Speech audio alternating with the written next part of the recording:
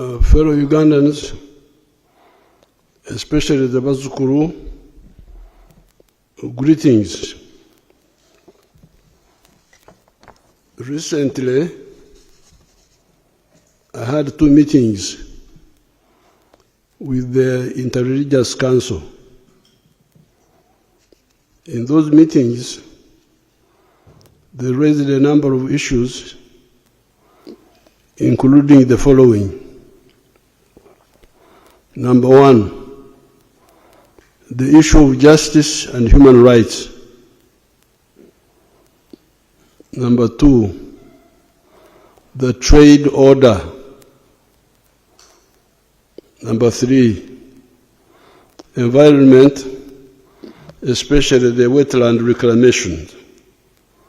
They of course also saluted the NRM for their achievements during the last 40 years.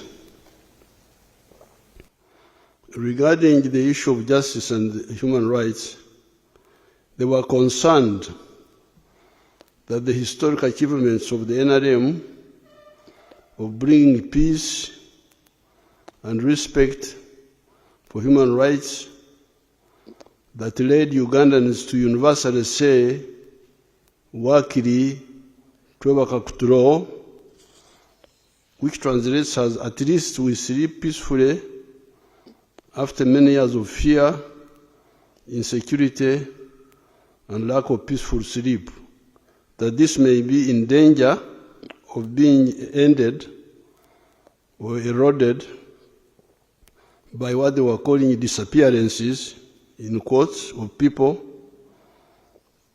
illegal detentions, etc. Since this is a subject I know well, having spent 75 years watching events in Uganda, and 65 years of them as an active participant, I gave them the history of the NRM contribution to the Wakiri twebaka kutulo. As we were fighting, our concept of justice was mainly based on the indigenous concept of justice. The indigenous communities of this area insist on full accountability or restorative justice. Unlike the colonial and neo-colonial justice of actors in wigs, sometimes trying to obscure facts, the indigenous communities insist on substantive justice.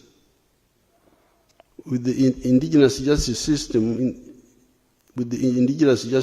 in the end, there are no two sides, defense and prosecution.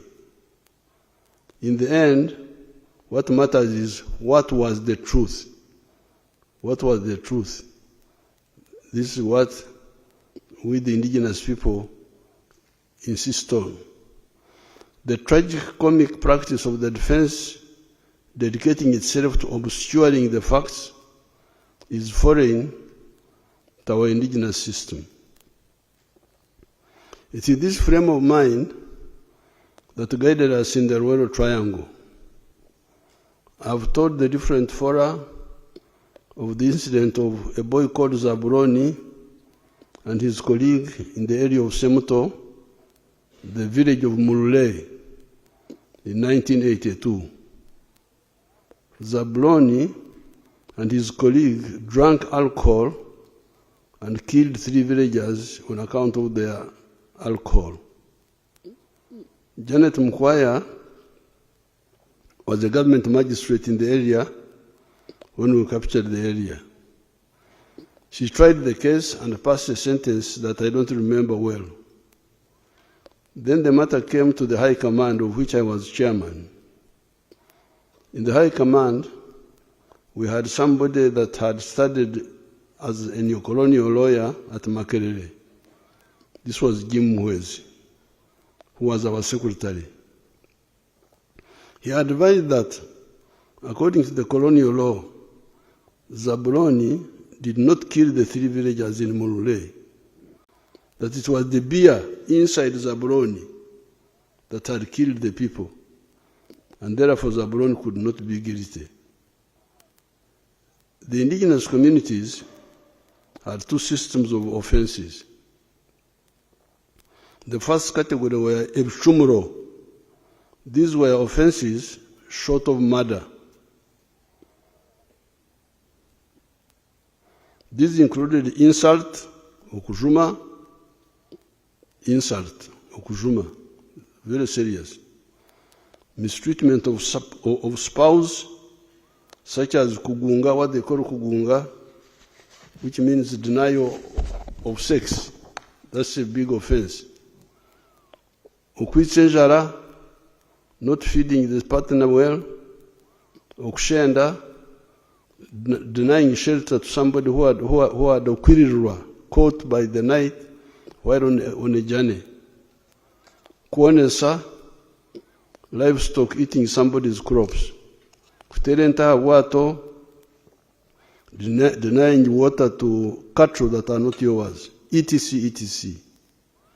The remedy for all these, after you have been through the court of the chief or a shazi, which is an assembly of elders sitting outside the kraal, or a tribunal, such as in a matter of Okugarumukazi Oyangaine, trying to bring back one's wife after she has gone back to her parents in protest against mistreatment. The answer for all this is okhonga, to pay a fine. This can be a cow, a goat, etc. The action is called okhonjesa. The other category of offense is murder, which will create enzugu, vendetta. With enzugu, there were 2 solutions. These were either to revenge or khora, hence the name Mhozi. Mhozi means an avenger. Or kukaraba, blood settlement. If the offending clan did not want to suffer revenge, they would reach out to the victim's clan and offer to kukaraba, which is to pay big compensation in cattle for the murdered person, and the abafumu, the priests, to wipe out the enmity with some rituals that cleanse away the blood. Therefore, the colonial concept that somebody can commit an offense and then deny it is very provocative to we, the indigenous people. It represents impunity. Aware of this orientation of our people, we could not bear listening to the line of people like Muhwezi. In the case of the Semto murders, where it was the beer inside Zabroni that was guilty, but not Zabroni. Since Zabroni had made himself a jerrycan of alcohol, and that jerrycan had killed 3 Ugandans, Zabroni and his colleague had to be shot in public and at a point where they had killed people. It is that initial act of balanced justice that catapulted the prestige of the NRM in Buganda and Uganda. The Baganda said, Bano Balina Mazima. These are people of truth and justice. Hence, the Wakiri Trevor Kakuturo you are talking about now. The Wakiri Trevor Kakuturo came because of strict accountability, which we had started when we were in the bush.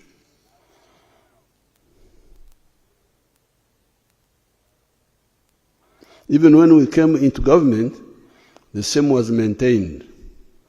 Indeed, some soldiers have been executed in public for killing people. Examples are Sergeant Kibonge, Sergeant Omona, Private Codet, etc., etc. If Uganda had been peaceful in 1982, in the case of Zabron and group, we could have explored the option of Kukaraba. That was the only way we could save Zaburoni, to have blood settlement. But we didn't have that opportunity. Therefore, on the side of the NRA, we came with the spirit of the indigenous justice. However, in the wider system, the legal practitioners and some of the elite adhered to the colonial system that is quite ridiculous in some cases. Take the example that sometimes the accused can refuse to answer. In the tribe, you say, I don't want to answer, you are guilty. This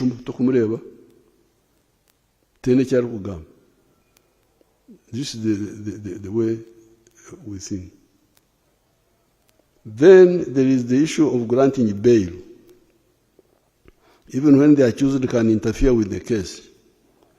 Apart from the disconnected colonial system, you also get actual abusers of that system because they are dishonest.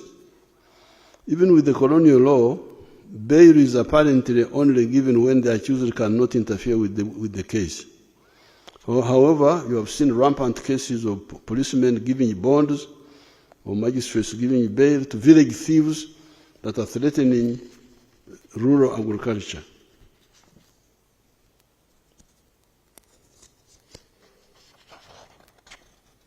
So that was one problem. Then there was the death of many of our original NRA commanders, by many dying from the natural causes.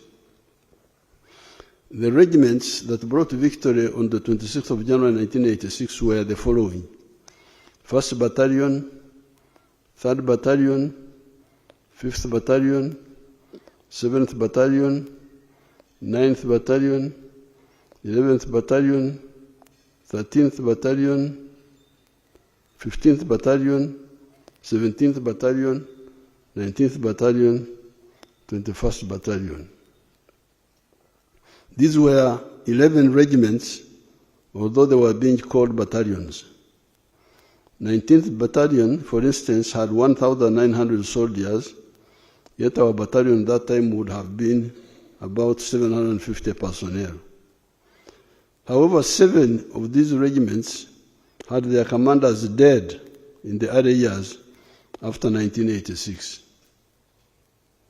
Instead of having the original NRA Basosodoti commanders, because the commanders of the NRA were Basosodoti of the movement, believe in the ideology of the NRM. Instead of having the original Basosodoti commanders, we started having either careerist commanders, Nkola Mulimu,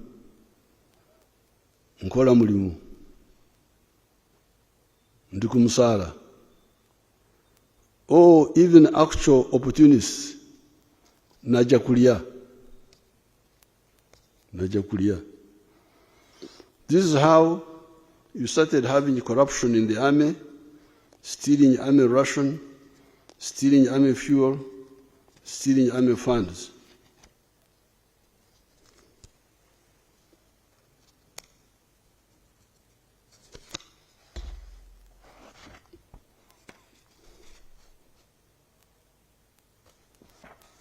In the wider society, however, the prestige of the NRM on account of working Wakiri Kakuturo, as well as repairing the ruined economy, goods in the shops being plentiful, some of the infrastructure being repaired, the prestige of the NRA grew. So our cadreship was becoming weaker, but still the reputation of the prestige of the NRM grew because of the successes. Yeah. But the Basosodoti were not enough.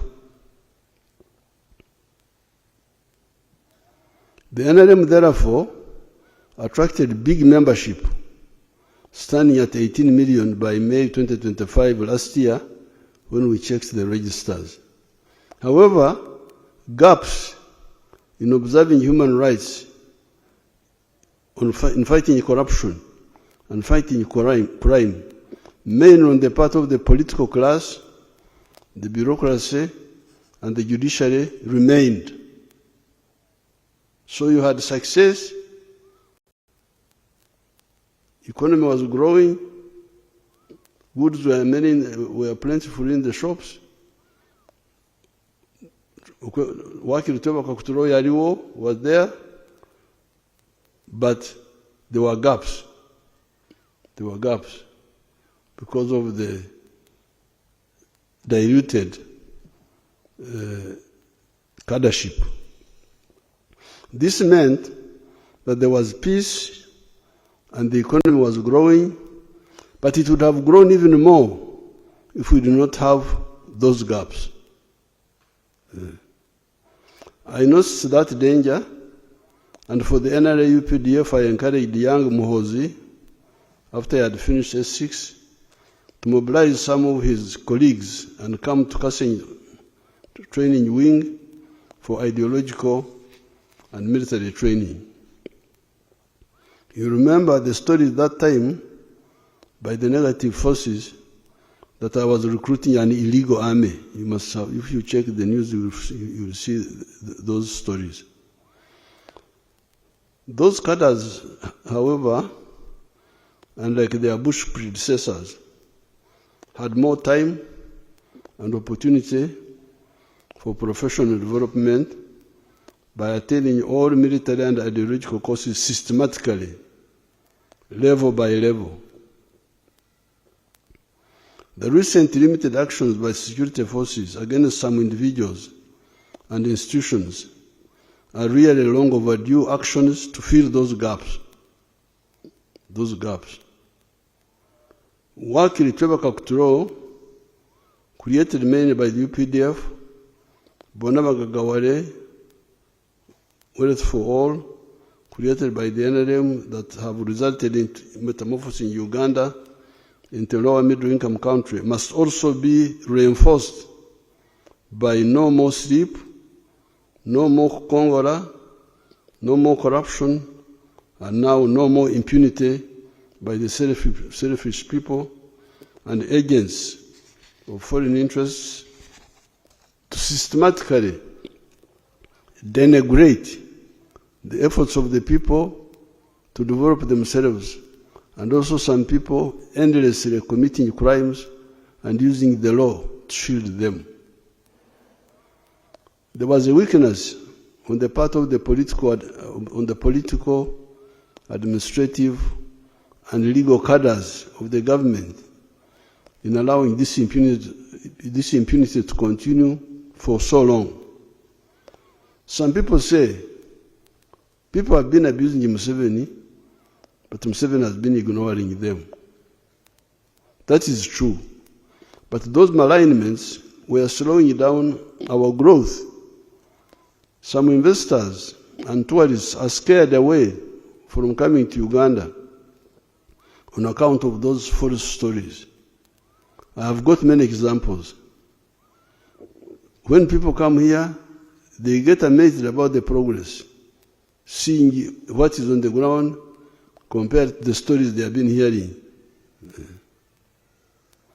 It is therefore good that security forces have come in to fill the gap.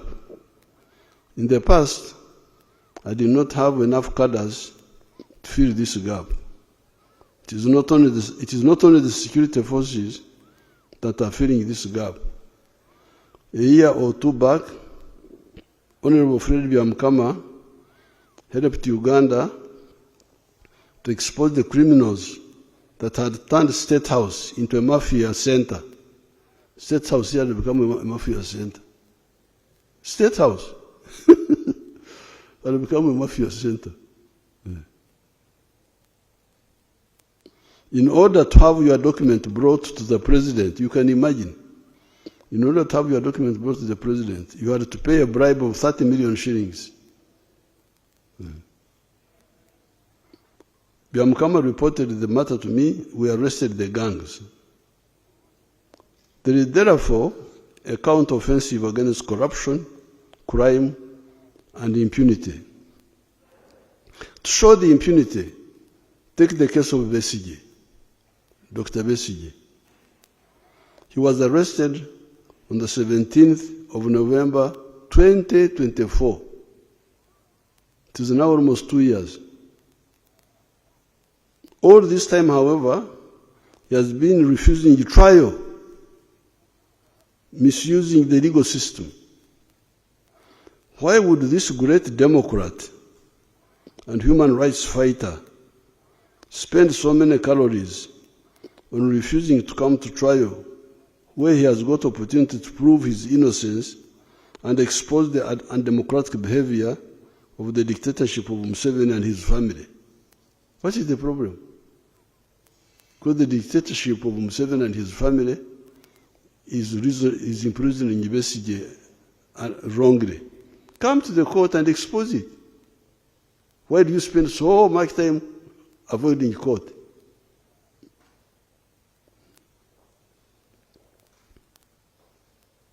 Second question, why should the legal system for so long allow an accused person to just refuse to be tried?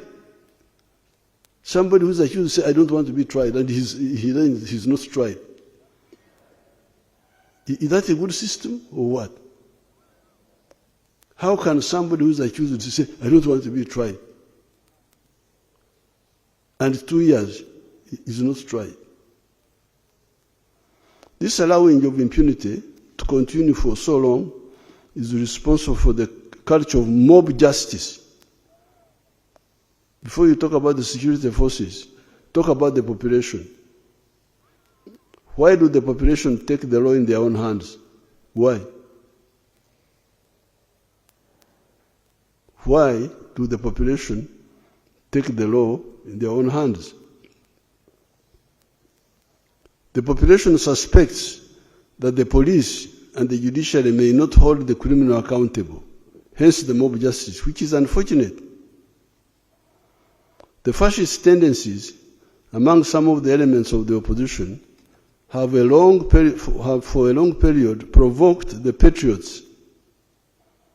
See again when in 2020 the rioters were undressing women because they were dressed in NRM colors. Let's see whether these people have the video.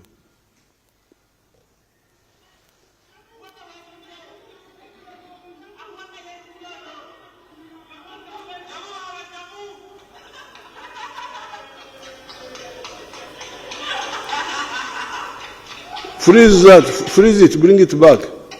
Where the girl is undressed. Bring it back.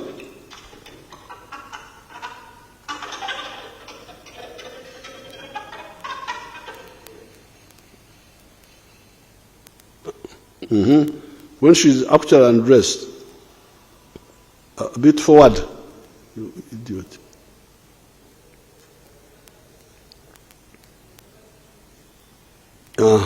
This is, freeze it there, freeze it there. This is democracy. This is democracy. This is human rights.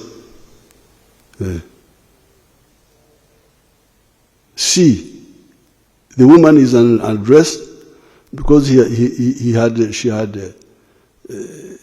colors of NRM. And nobody talks about this. I have not heard anybody condemning this. I don't want to blame people. I have not heard anybody other than us complaining. I don't know whether the religious leaders condemned it, or the cultural leaders, or the law society. Check for me, please. I need a record. Who condemned that act?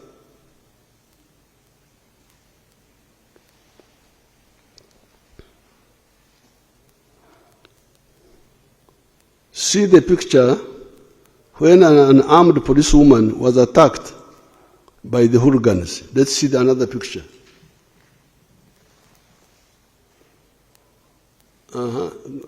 That's a police. This is a policewoman. Go back. Go back.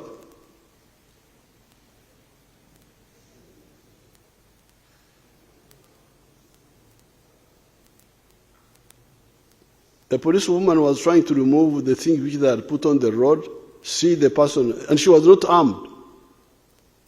See, you show, go back and start.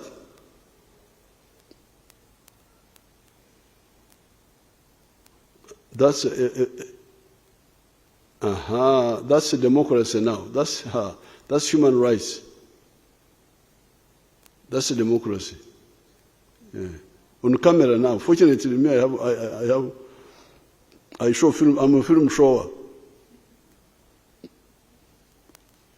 I've got my small and TV wood. That is democracy. That's real democracy.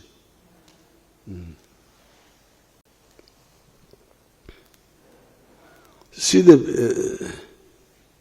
quite often you have had slogans. Tugenda kwocha Kampala. How many times have you heard that?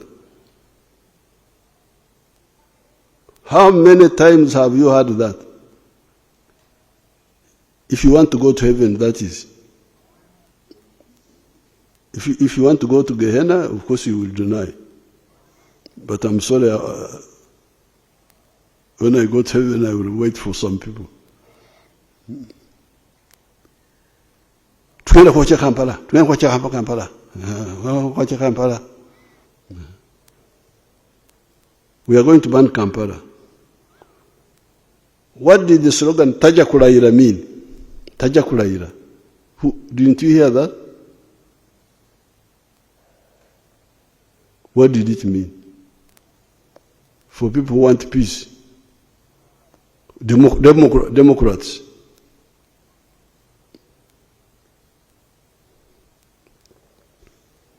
The translation is the elected president of Uganda will not be allowed to swear in.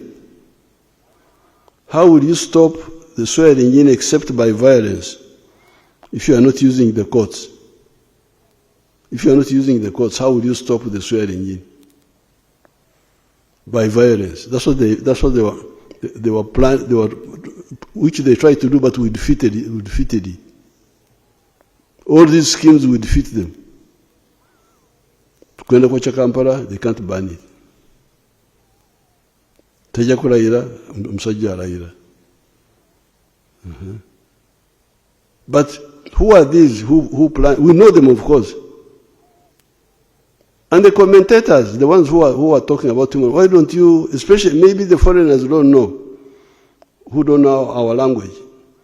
But our people here know. Why do they allow people to talk like this and they don't caution them? I've not heard anybody cautioning these authors of this. I've not heard it.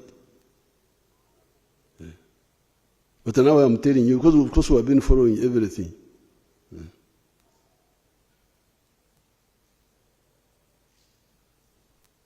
How many times have you heard the taunting by hooligans of especially the NRM women supporters in the words, mwe bikazi mwe, ye mwe abatusibyoka kasajja. You stupid women are the ones that have failed us to remove this man, this Kaman. They don't even call him a man, Kasajja. The Kaman.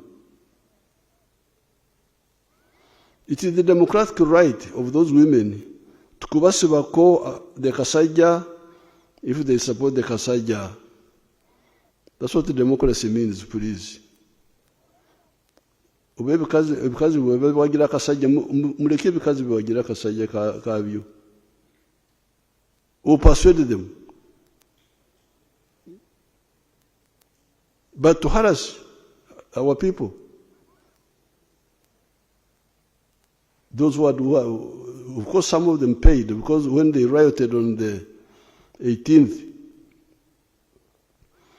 of November 2020, Kaselu Mumba here, the Minister of ICT is here. She came in Karamoja, she was shaking. People are rioting in Karamoja. What are they doing? They are attacking people. You keep quiet. They will lose appetite for attacking them. She's here. She can be a witness. They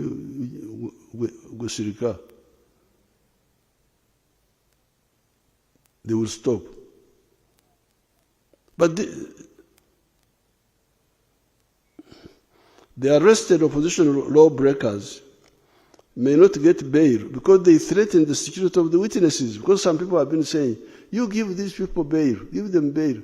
Yes, but because they are not Democrats, when we release them, they attack the witnesses. You cannot have democracy without people with the spirit of democracy, with fascists.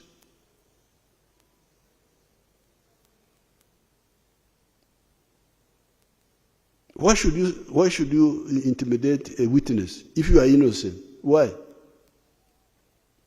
And threaten. So the answer why we oppose bail is because they come now to attack the witnesses. Now, if we allow the witnesses to be attacked, in future we shall not get witnesses.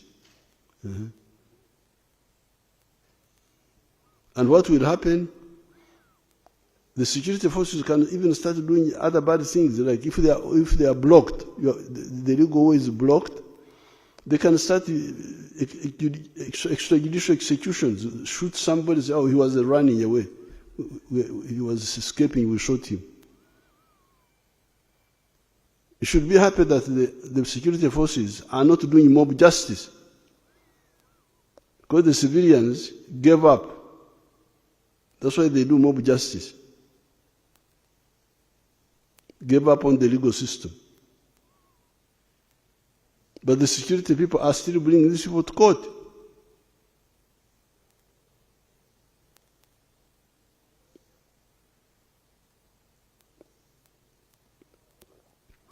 The arrested opposition lawbreakers may not get bail because they threaten the security of the witnesses. It is this undemocratic culture of some of the opposition elements that has been provoking the security forces to fill these gaps. Therefore, what the security forces have been doing recently is not a regression in the fight for freedom, because that's what the Interreligious Council were worried about. They thought that Tudaye Mabega, it is not a regression at all.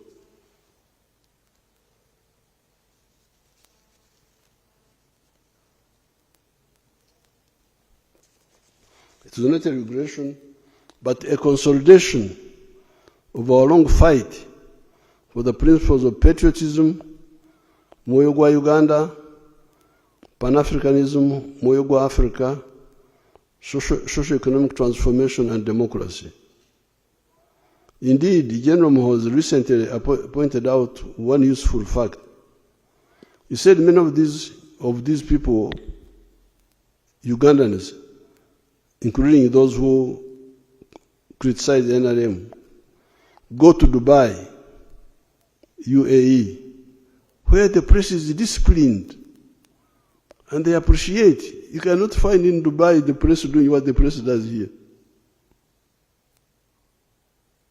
And they appreciate. That's why they are going to Dubai. I had never heard of Dubai until 1980 when we removed Amin. That was Dubai. What is Dubai? That women were getting cheap products there and so on. How does the press there conduct itself? Does it conduct like the ones in Uganda here? That's what one point General Muhoozi pointed out. And then you say, but why do they not want the same here? That was Muhoozi's question. If you think what happened to Dubai has helped to Dubai, why don't you want the same here? Therefore, those who have been putting forward the slogan "Bizemu," you know, they are good at bringing slogans which are just empty. Bizemu. Ebyedda, kidnapping people, and so on. Bizemu. Meaning, the bad things of the past have come back, are wrong. Ebyaliwo, the past happenings meant that anybody arrested or abducted would not go to court, but would end up as a dead body at Namambe Forest, the River Nile, or Kaya's farm. So to have somebody arrested and taken to court, and then you say, Bizemu, you are really deceiving yourself. You are dishonest. Oh, you want to see the pictures of Ebyaliwo? Let's see the pictures of Ebyaliwo.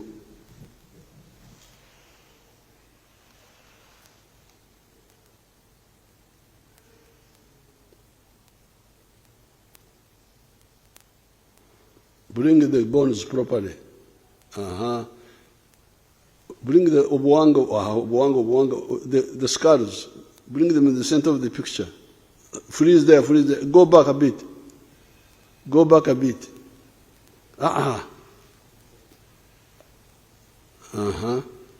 Ebyaliwo ebyo. Ebyaliwo. Hello? Ebyaliwo. Biri awo. So when somebody is brought to court and you say Bizemu, what is Bizemu now? Brought to court.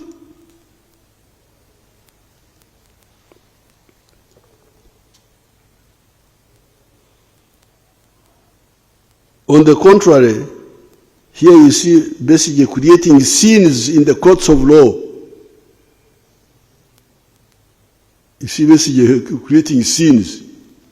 It's like a theater.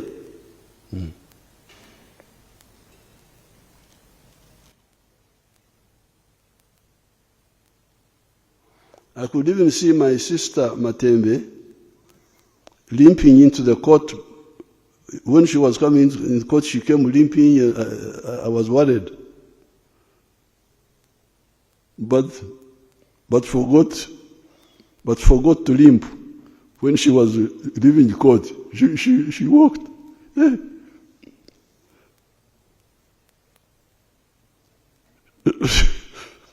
She had forgotten to repeat the scene. I saw the video. Therefore, those who want to know the truth, wait for the trials of the accused people. That's what you should do. You should all be demanding abantu mbalete mu kooti tuwulire amazima. Omulimba ali ludda wa? That should be the demand. Nantagambwako tembakwatako. Prison, I was in prison 8 times in Tanzania. There is no prison of Tanzania which I don't know. 8 times. Bukoba, 3 times.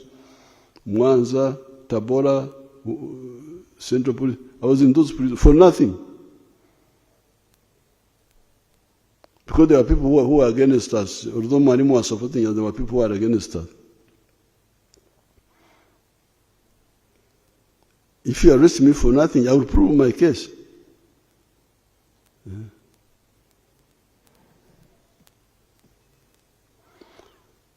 I cannot allow impunity in our system, even on the side of the security forces. In 2021, there was the death of a Ugandan nicknamed Zebra in the Kawempe area in unclear circumstances after he got in touch with our security forces. I had to organize Okukaraba blood settlement with his family in Entebbe State House here. It is therefore the impunity promoters that have been inviting the security forces to finally do something. It is the security forces that die to keep peace in Uganda and in our turbulent region.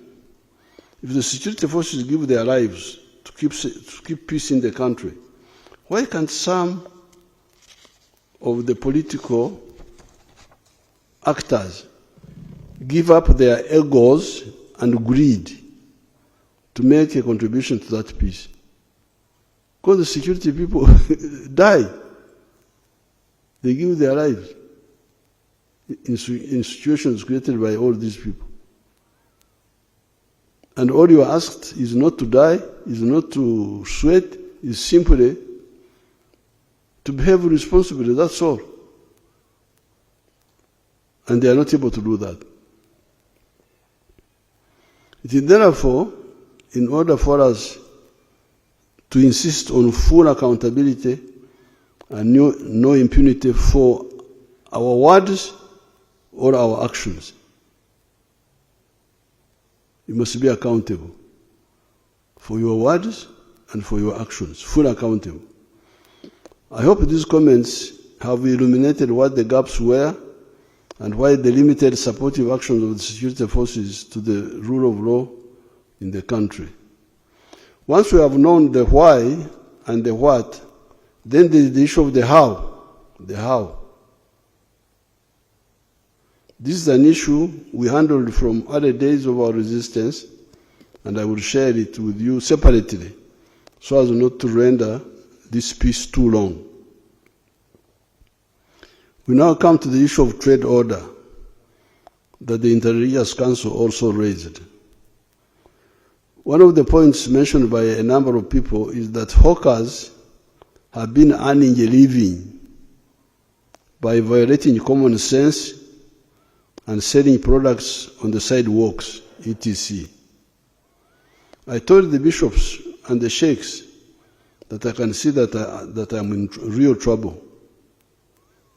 Very soon, I will be charged for damaging the business of the coffin makers by reducing the death of Ugandans from AIDS, Corona, Ebola, measles. The coffin makers are going to say, you have spoiled our business. People are not dying enough. You have stopped people from dying from AIDS. You have stopped people from dying from Ebola. Corona killed a few people. You are damaging our business. Business of making coffins.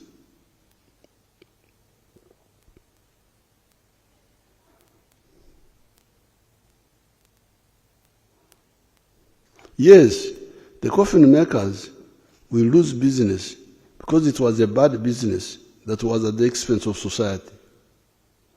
Instead, they should make chairs and beds for Ugandans that did not die. Hawking is an economy and health killer. Obutembe yobo buta ebyenfuna ne buta bono ne byobulamu. This hawking is a killer of economy, a killer of health.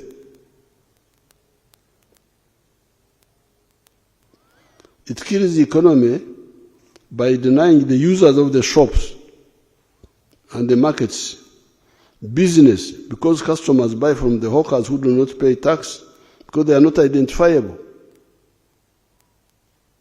They are not identifiable. They do not pay rent. The people in the shops are paying rent. They are paying taxes.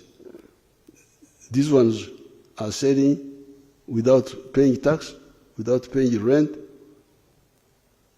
What sort of economy is that? They do not. How will the economy survive if people do not pay taxes on rent or pay taxes on sales? Because when I sell, I pay tax. I also pay tax on rent. Now, if those are not there, how will the economy survive?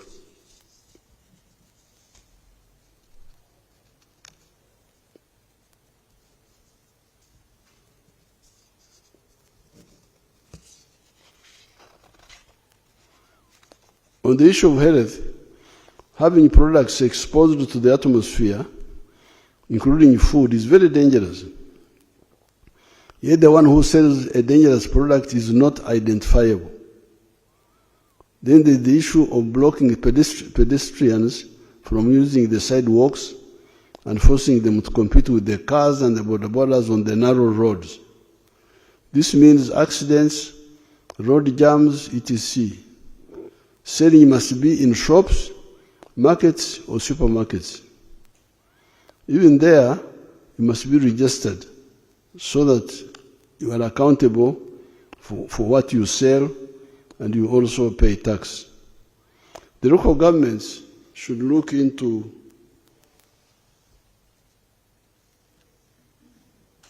the possibility of giving land for workplaces for the hawkers that have been sent away from the sidewalks. However, even there, everybody must be licensed, identifiable, accountable, and must be paying taxes.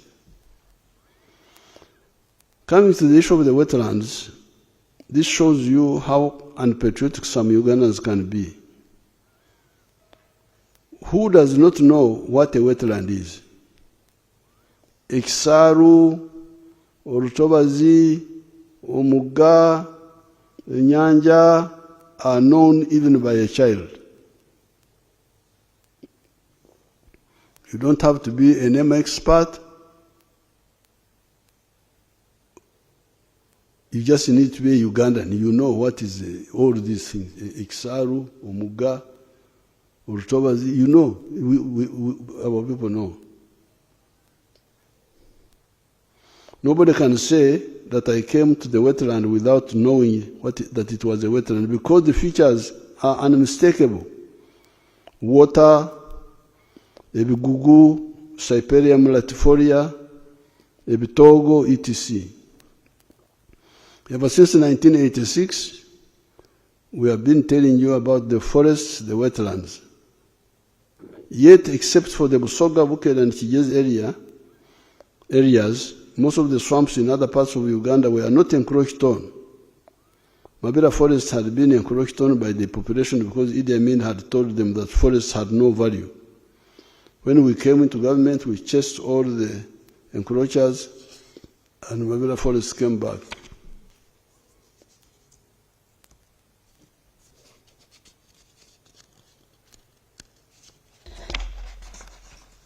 However, these days when I fly over Mabera forest, I see some smoke in the forest here and there.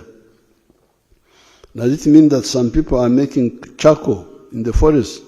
Where is the National Forest Authority?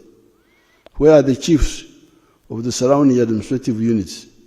They will have to answer. With Busoga, Bukel, and Kigezi, I have been trying to build up a fund to compensate the people in the swamps by shifting them to fish farming and to other enterprises, because it was the colonial government that misled our people into those swamps, saying that it had been done in Holland and I don't know where else. Yet, it is a disaster for us. It is estimated that 40% of our rain comes from the local wetlands, and those in Congo and South Sudan. What is the proof? Why does West Nile get 1,270 to 1,524 millimeters of rain per year, and Karamoja only gets 700 to 900 millimeters, yet they are on the same latitude? I would have explained these points, but I'm rushing because I'm told that you are dying to go and watch World Cup, and I'm not World Cup. So I'm rushing. I would have explained more. Because they may cut me off that I'm not World Cup. The answer, why Karamoja gets less rain than West Nile? The answer, the swamps in South Sudan and Congo. Why does Karangara get 2,000 to 2,090 millimeters of rain per year? The answer, the water of Lake Victoria that evaporates and reinforces the moisture from the oceans. Who then has a right to ruin our heritage of this abundance of water and our future?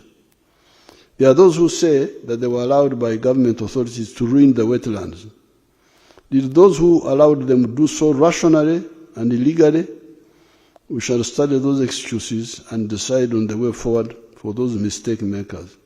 However, The operation to restore the wetlands and protect our natural forests will continue. I appeal to the Ugandans to participate in the NRM barazas for the LC1s and the Women Councils on the 10th of July 2026.